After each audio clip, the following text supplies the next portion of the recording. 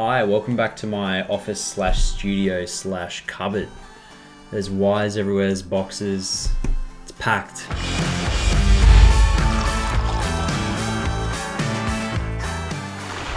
My name is Jay Clayton, welcome back to Bluely Creative. Thank you so much for watching. For my first video, I thought it'd be a good idea to talk about how I got my first clients and break it down and hopefully give you some tips. On this channel, I'm not going to act like I know all the answers to everything. We're learning as we go along, learning from mistakes or learning from successes. It doesn't matter, we'll take it where we can get it. It's important to highlight straight away that there's two types of freelancers. There's the planned escape freelancer, someone that has an established career and they go out on their own, they've saved money, they've bought equipment, they've told their boss they're leaving, or they've made contacts within their agency and now they're going on their own. That kind of freelancer. And there's the, what do I call it? The fresh out of school, make it work, hopefully freelancer. Wonder who that is. But I think I think there's a lot of people out there that might be in a similar situation, especially now where there's not many jobs going. So I thought this might be helpful to those people who might not necessarily be a pro in what they want to do, but they just want to get out there and do it. So I'm going to break down some tips for this kind of freelancer, the fake it till you make it kind of freelancer, and hopefully give some encouragement to some people in a similar situation, or maybe I'll totally discourage you from doing this. It's not all sunshine and rainbows. So let's get into the tips. So the first tip is to take stock of your leverage. So this can be physical or social. In terms of physical, I'm talking about things like cash, could be a laptop, could be design software, the things you already have that can get you started, or how you can acquire these things to get you started. And then there's social leverage, and that's leveraging the relationships that you already have or building relationships that you can leverage. I went down the first route where I did websites for family and friends, and those people refer to other people, and you can also use them on your own portfolio.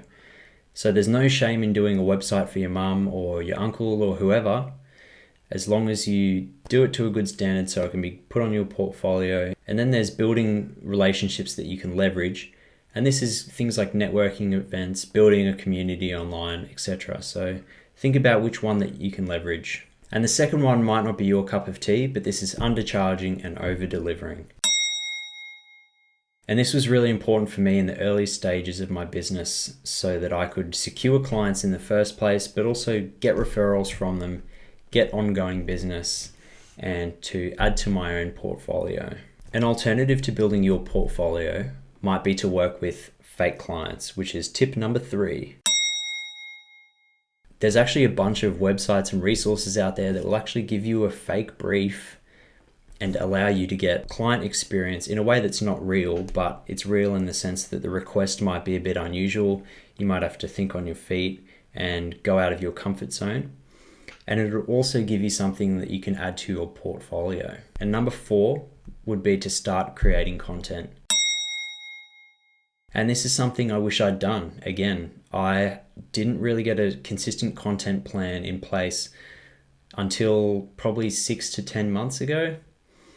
And I wish I'd done it earlier, because you can build a community right off the bat. Even if you're not a professional, you can at least seem like one. You can put your work out there. You can engage with potential clients and all that good stuff. So I highly encourage you just to get started. Get going. And the 5th one is attitude. And this isn't so much a tip as something that you kind of need to have. It's to be prepared to give a lot for very little in return, in terms of like a monetary return. If you looked at the rate per hour that I work at for like everything I do under Bluely, including like making this video, like making content, you'd be terrified.